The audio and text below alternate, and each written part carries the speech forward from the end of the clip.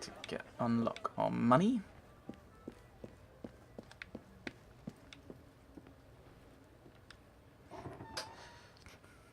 So it's only 380 francs. Is it like if we... Yes, like, Celestine, what is it? Turn I out was today. wondering, monsieur, if I might have the afternoon off. Whatever for? I thought I might take a stroll in the gardens with a friend. A friend, is it? A true friend would not urge you to shirk your duties and risk unemployment, surely? I suppose not. No, indeed. Christ's previous restoration. Oh, do I to do the ground floor? Actually, no, I wasn't. Oh, what, for 100? Yeah, why not? It seems that workmen renovating the main wing found a small room hidden behind the kitchen. Its contents may be of interest to you. How delightful.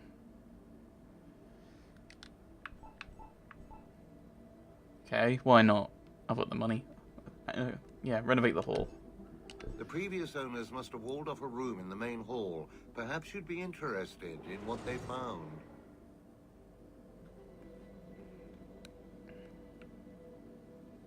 Okay, visual improvements, apparently.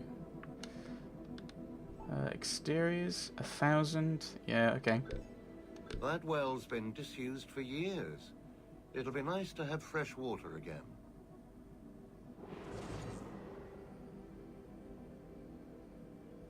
Are these little areas I can now go into? Is that what these are? 5,000, and then so I could renovate. Yeah, renovate the upper floors. We found something in the attic during the renovation. You may wish to go upstairs and have a look. Maybe I should have actually gone to each, because now I can't remember where these were. But yes, we need. What do we need? We need another 13,000. I believe the fires in the upstairs hearths need stoking. Oui, monsieur. On your way. I remember this was one area we found. Report on the recruitment of Mademoiselle La Maupin. This letter is written in a strong, flowing hand in a calligraphic style popular near the end of the last century. The following are the words of brother assassin Louis-Joseph d'Albert de Loigne, Comte d'Albert, as set down by Master Assassin Maréchal, on account of the former being grievously wounded in his shoulder, with further commentary by Monsieur Maréchal, like so. On instruction of my mentor, I set forth for Villeperdue on my steed Argent, a fine stallion from good Andalusian stock. Brother d'Albert here digresses at length upon the virtues of his steed, deeming this irrelevant to the business of the brotherhood. I have excised it. My business was the identification and recruitment of a potential initiate, a swordsman and singer of some repute, a fellow by the name of La Maupin. I told him she was a woman. The broadsheets announced her fencing demonstration, proclaimed her a woman. A name takes the feminine case. Brother d'Albert clearly needs to meditate upon the improvement of his senses. Much to my surprise, when I arrived at the tavern where I was to find the gentleman, what I found was instead plainly a young woman, fair of countenance and of hair, singing bawdy chansonnettes and demonstrating swordplay for an admiring crowd. My brother assassins and I approached her, whereupon I complimented her most highly upon her talents and inquired if we might speak. However, for some reasons,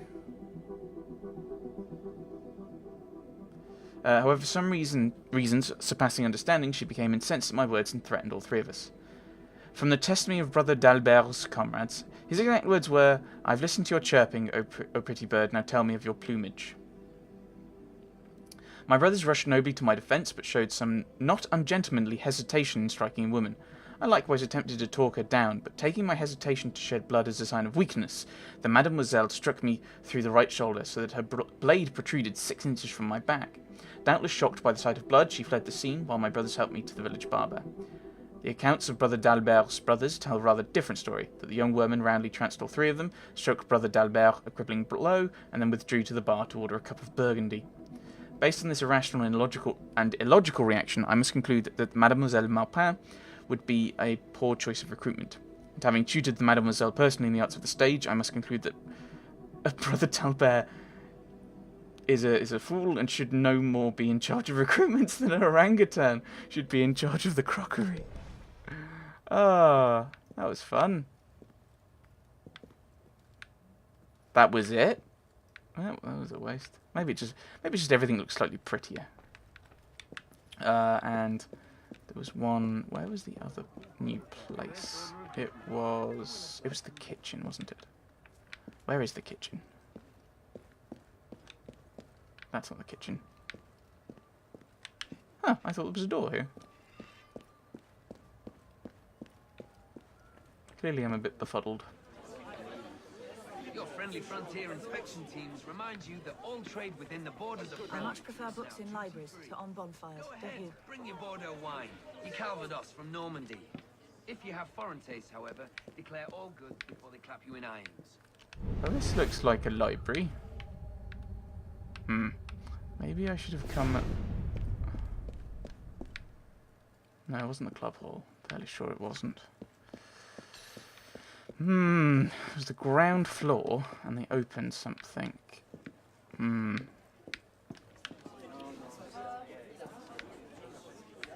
so many missions around. Right, so...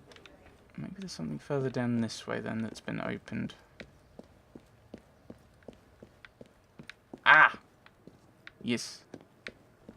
Wait, what? Ah! There it is.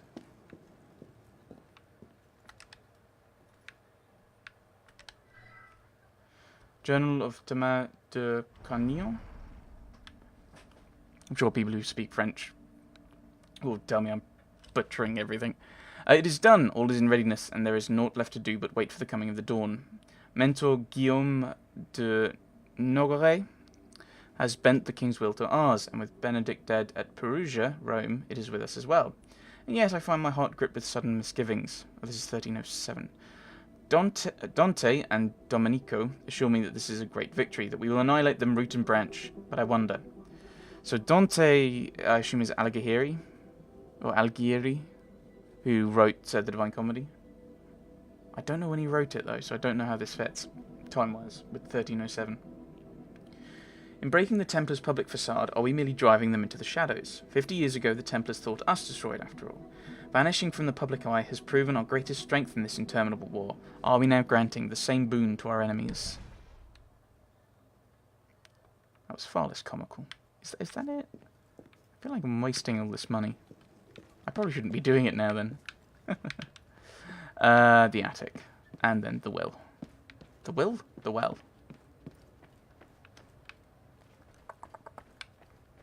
I assume there's a way up to the attic somewhere.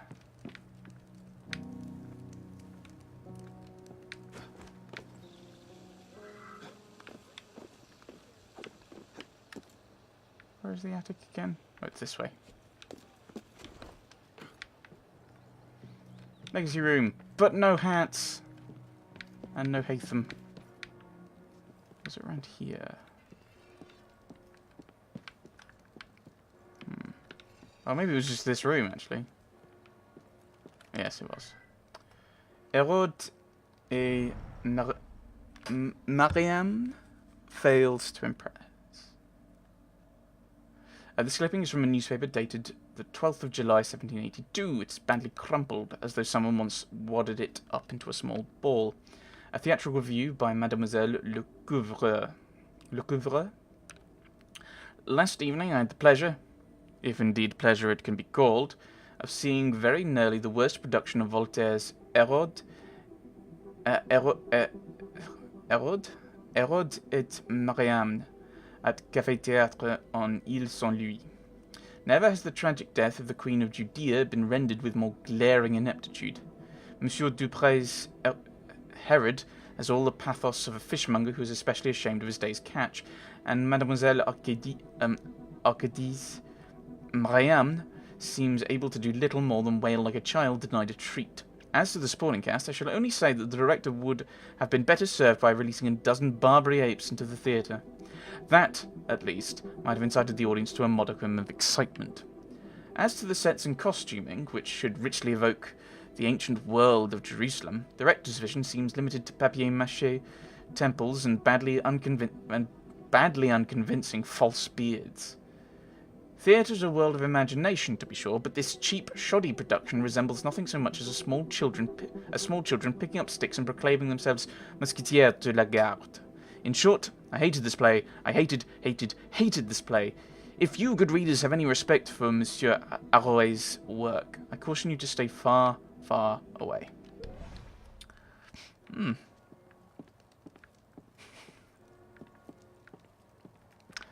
I assume that the performance went well then.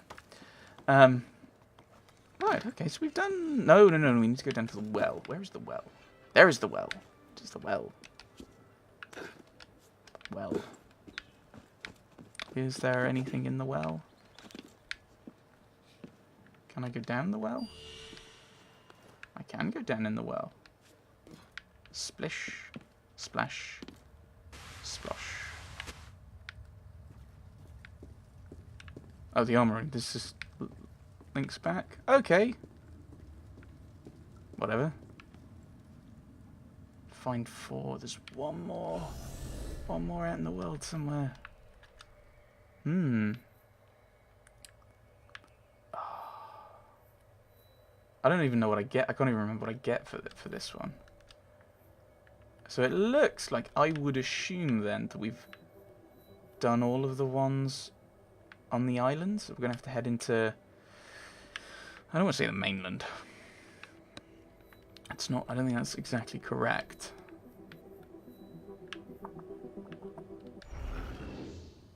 Right. So just one more set to go of that. I think we'll head off, and I think we will endeavour to do the main... we'll do the next main mission, I think. A word, brother? Oh, I know where that leads. I don't want to go there. Stairs. Alright, nah, let's not do stairs. They're boring. I don't think you get points for doing that anyway. Yeah, I thought so.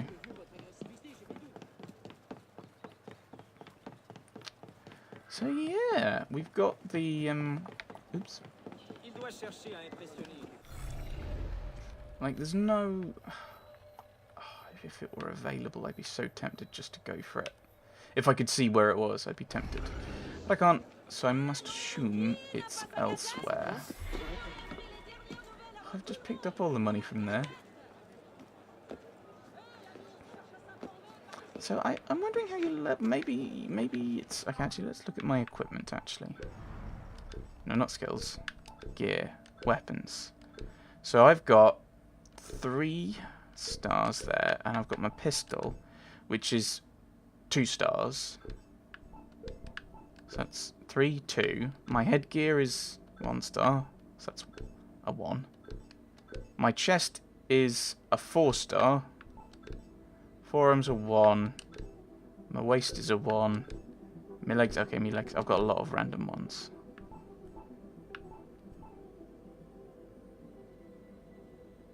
McFarlane Master. Oh, designed by Todd McFarlane. Napoleon's artillery outfit. Iron Mask. Okay, so there's one outfit that has a hat.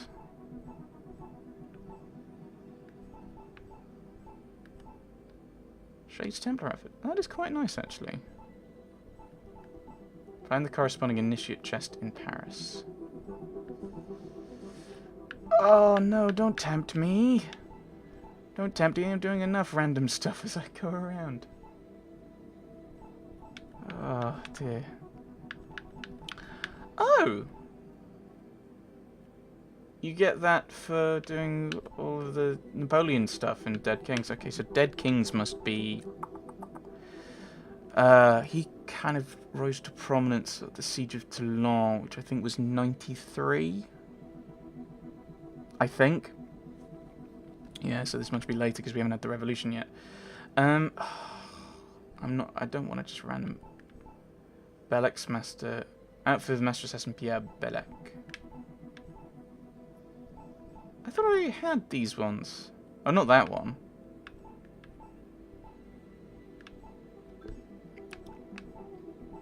Nah, I don't want to...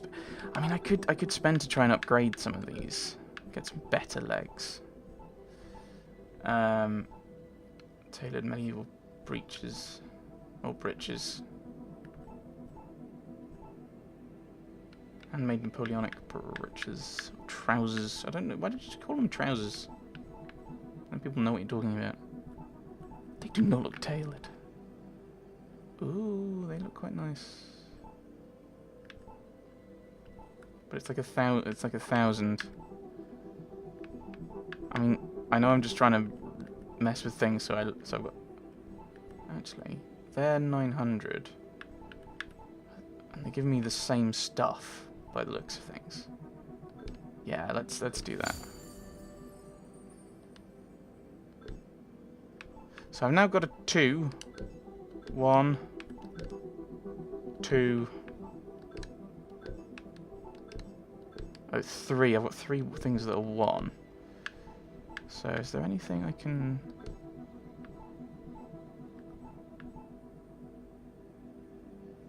What am I even on at that point? No, let's see if there's a decent head that we can just get to put up our level slightly.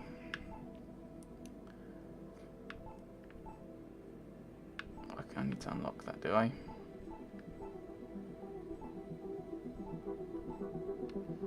If you would have had, this would be so much easier. If I could just have a mask without... If I could have a mask without a hood. Oh, the phantom ones. Do they all come with them? They do. Ooh, okay. No, they don't all.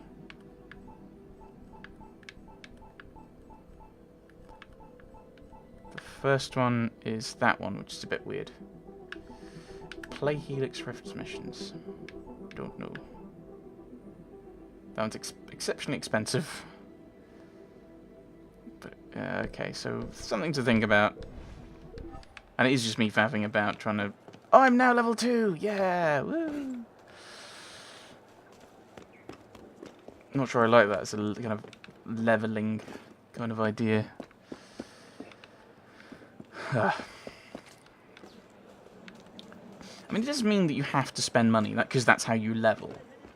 And I will probably end up having a massive excess of money at the end of this game. Not because I'm saying that purely about this game, but I think it's... I think that's pretty much how most of my Assassin's Creed games... A lot of my games go that way. I have a lot of money, and I end up... I end up with a lot of money and a lot of stuff that I'm not using, and a lot of things I don't, and the things that I can spend money on at that point, I'm not really fussed about. So I'm not upset by the fact that I'm going to probably spend a lot of money at various points in this game. It's kind of useful. Why didn't you go for the gargoyle? All right, whatever.